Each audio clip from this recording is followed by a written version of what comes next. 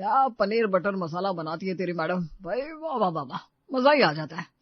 अब से भाभी पनीर बटर मसाला बनाए तो 2 टिफिन लाना, एक खुद के लिए और एक मेरे लिए। उस टिफिन को घर ले जाकर अपनी बीवी को टेस्ट करवाऊंगा, जरा उसे भी तो पता चले कैसे बनती है सब्जी। माशे, भूल कर भी ये गलती मत कर देना, वरना टिफिन में जो ये आलू के पराठे मिल जाते हैं ना, वो भी बंद हो जाएंगे।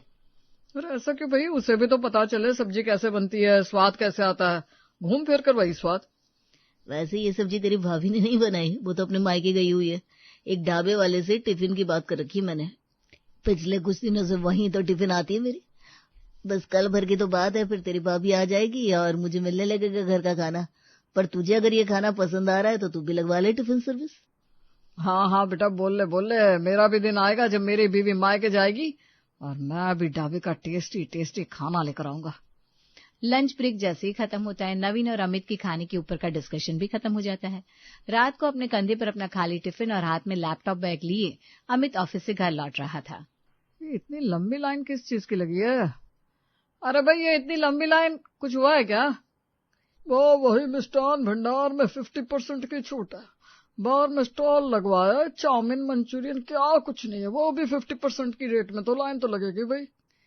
वाह भाई वाला तो मिठाई के अलावा समोसे और कचौड़ियां भी रखता था, इसने मिठाई छोड़कर चाउमीन मंचूरियन रखना कब शुरू कर दिया?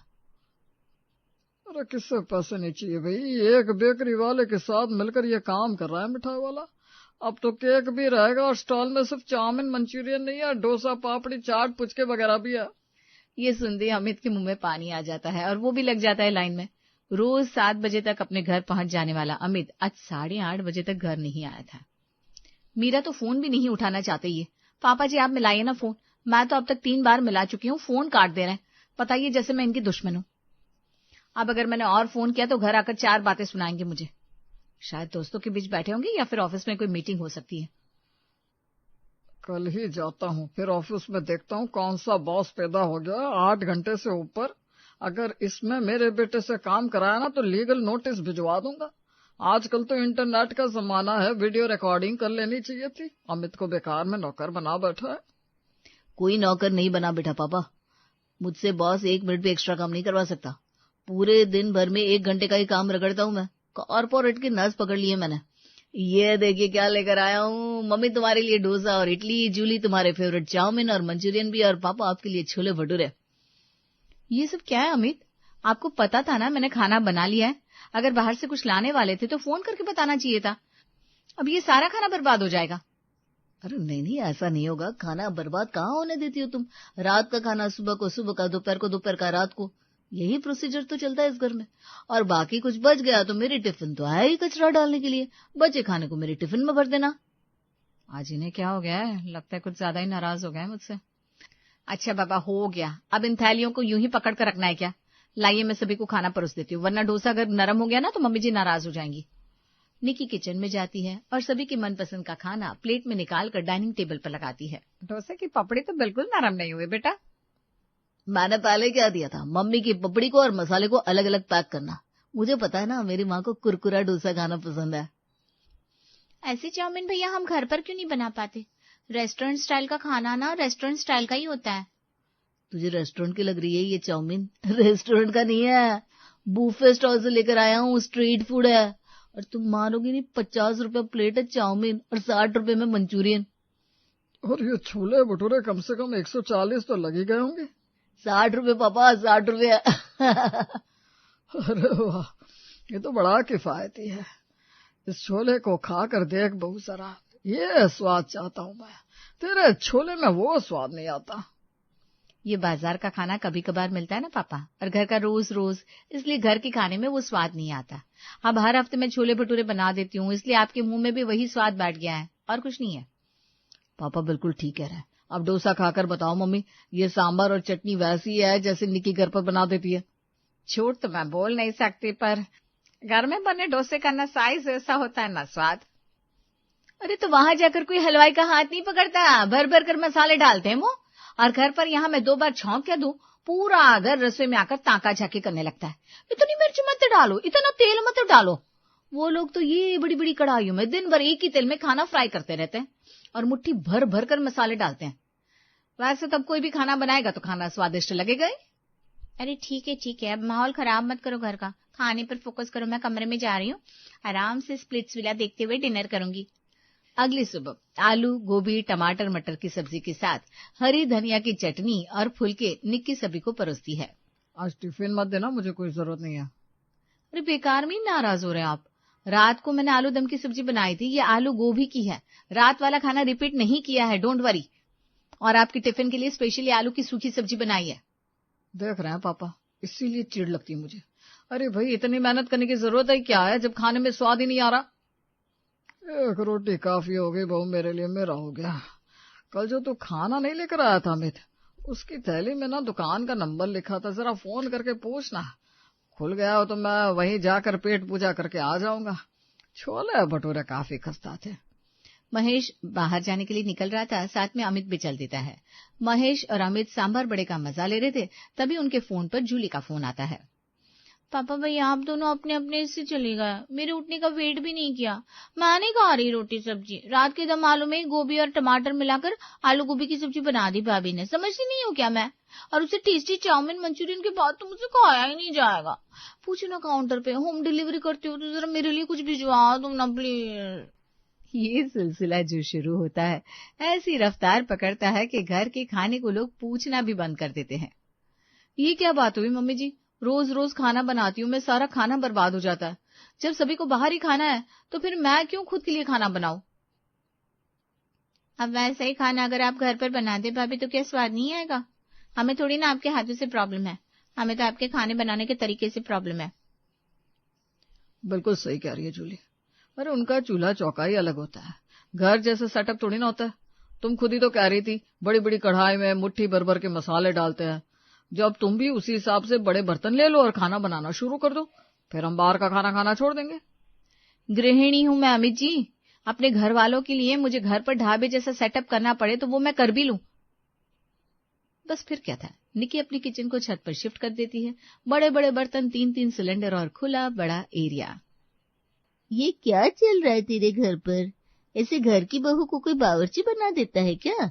हलवाइयों के बाइसेप्स देखे उन्होंने, कितनी मेहनत लगती है इस क्वांटिटी में खाना बनाने में। ऊपर से वो बनाते भी है 50-60 लोगों का खाना, और यहाँ तुम्हें बनाने में 4-5 लोगों का खाना। बहुत ज्यादा वेस्टेज नहीं हो जाएगी? अमित से कह देती हूँ, वो एक हेल्पर भी लगवा देंगी साथ में। अरे बहन, रसोई का खर्च देख सुनकर करना पड़ता है, थोड़ा हाथ कस के चलना पड़ता है। इस तरह से पैसे उड़ाने लगे फिर तो हो गया। कभी कभी पतंग उड़ना चाहती है तो उसे उड़ने देना चाहिए। जब बहुत ऊपर पहुंचने के बाद उसे अकेलापन महसूस होता है ना, तो वो खुद नीचे आ जाती है, या थक कर या कट कर। इसलिए मैंने भी अब इन सबको छोड़ दिया है। कौन सा मेरे पैसे लग रहे हैं? स्वाद ऐसी चीज है ना जो अच्छे अच्छे को अपने वश में कर लेती है। अभी 2-3 दिन बाहर का नाश्ता कर लिया, कभी रात में थोड़ा बहुत बाहर का खा लिया, तो बहे जा रहे हैं। अब रोज जब वैसा खाना मिलेगा तो देखते हैं कितने दिन इनका पेट उसे बचा पाता है। बहन तू फंस जाएगी, मुझे देख ले। कोई मुझे तीनों वक्त पूरे साल तक छोले खिला देना। तीनों वक्त पूरे साल क्या, मैं तो पूरी जिंदगी छोले खा लूं। तो यही ट्राई करके देख लो। सदा न संत सहेलियों, सदा न राजा देश।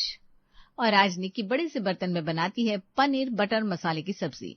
तंदूर में तैयार हो रहा था नान और पनीर के साथ निक्की ने मलाई कोफ्ते भी तैयार कर लिए थे। कहाँ है आप अमित और जूली? कहाँ है मम्मी जी? फोन भी नहीं उठा रहे। अरे भाई, मुझे किचन का काम दिया है, इसका मतलब ये थोड़ी ना है कोई हाथ भी नहीं लगाएगा।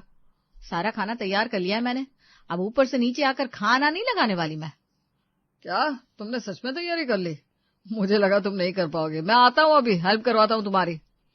मैंने सब सुन लिया है भैया, किसी एक को मेहनत करने की क्या जरूरत है। सभी छत पर चलते, आराम से छत पर बैठकर रूफटॉप लंच करेंगे। अमित के पीछे पीछे जूली, महेश, पारुल सभी छत पर पहुंच जाते हैं। निकी एक एक कर नान बना रही थी और महेश सभी को परोस रहा था। अरे बाप रे बाप, क्या बना दिया निकी तुमने, मजा क्या। बहुत मजा। मैंने कहा था बाजार का चूल्हा चौका अगर घर आ जाए तो बाजार का स्वाद भी घर आ जाएगा। आखिर वही हुआ ना। निकी एक के बाद एक नान बनाती जाती है, महेश सभी को परोसता जाता है। अरे हो गया तुम लोगों का, अब उठो, मैं भी तो जरा चक्कर देखूं कि बहू ने कैसा खाना बनाया। मैंने भी कहाँ कुछ खाया है पापा जी, सभी को खिलाकर मेरा नंबर आएगा। आप भी बैठ जाइए, मैं आपको परोस देती हूँ। नान का पहला टुकड़ा जैसे ही महेश अपनी जीभ पर रखता है, नान की परतें मक्खन की तरफ पिघलनी शुरू हो जाती है। जाकर नीचे से मेरे पर्स से 1100 निकाल कर तो लिया, बहू के हाथ में रखूं। बहू क्या खाना बना दिया है, वाह बे वाह। सभी बड़े खुश हो जाते हैं। आज दोपहर में अमित का मनपसंद खाना बना था। शाम को जूली अपनी भाभी के पास जाती है। सुनो ना भाभी, मैं क्या कर रही थी, आपने पहले तो अपने पति के मन का खाना बना लिया, अब ननद की भी सोच लो। सबके लिए अलग अलग डिशेस बनाने से बेटर है आप हर एक वक्त पर किसी एक पर्सन के मन का खाना बना दो, फिर सब सेटिस्फाइड हो जाएंगे, आपका प्रेशर भी कम हो जाएगा। और अब तो वो भैया ने हेल्पर भी रख दिया आपके लिए। अच्छा, तो हेल्पर भी आ रहा है, चलो सही है। कुछ ज्यादा ही उड़ना चाह रहे हैं ये सारे के सारे, अच्छी बात है।